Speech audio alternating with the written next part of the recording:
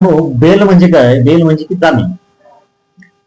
तर बेलची व्याख्या जी सांगितलेली आहे त्याच्यामध्ये bail means a release of a person accused of or suspected of. जामीन म्हणजे काय? बेल म्हणजे काय? तर अशा व्यक्तीला आपण रिलीज करतोय, सोडतोय, जो की एखाद्या गुन्ह्यामधील तो आरोपी आहे किंवा एखाद्या गुन्ह्यामधील तो संशयित आहे. संशयित म्हणून त्याला ताब्यामध्ये घेतलेला आहे. कमिशन ऑफ अन ऑफेन्स म्हणजे की एखाद्या गुन्ह्याच्या संदर्भात त्याला आरोपी म्हणून ताब्यात घेतलेला आहे, संशयित म्हणून ताब्यात घेतलेला आहे. आता रिलीज कशापासून करतोय? Release from the custody of law म्हणजे की कायदेशीर कचाट्यामधून, कायदेशीर कस्टडीमधून, कायदेशीर ताब्यामधून त्याला आपण रिलीज करतोय.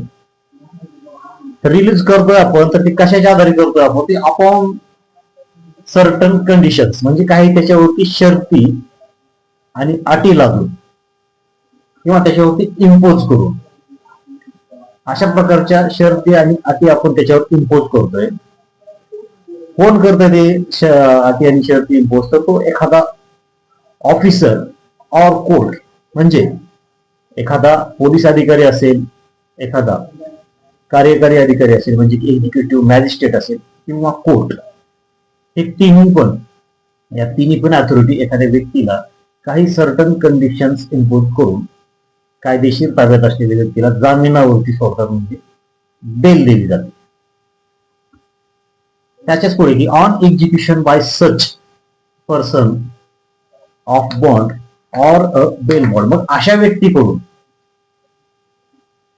एक बॉन्ड किंवा बेल बॉन्ड हा एक्झिक्यूट करून घेतला जातो, त्याच्याकडून तो लिहून घेतला जातो, त्याच्याकडून तो जामीनदारासह लिहून घेतला जातो किंवा म्हणजे की श्युरिटीसह किंवा स्वतः बॉन्ड, पर्सनल बॉन्ड लिहून घेतला जातो. त्याचं एक्झिक्युशन केलं जातं म्हणजे की त्या बॉन्डची अंमलबजावणी केली जाते, त्याच्याकडून लिहून घेतलं जातं आणि नंतर त्याला बेलवरती सोडलं जातं.